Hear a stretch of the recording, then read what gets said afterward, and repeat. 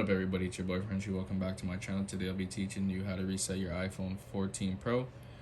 So the first thing you guys are going to want to do is push the volume button up, down, continue holding the lock button. Continue holding the lock button until you see the Apple logo. Once you see the Apple logo, you can then release your finger and you will no longer have to hold the phone. Keep holding. You can let go. Make sure you guys subscribe to the channel, turn on post notifications, drop a like on the video. If you guys need any assistance, you can comment down below or you can message me on Instagram.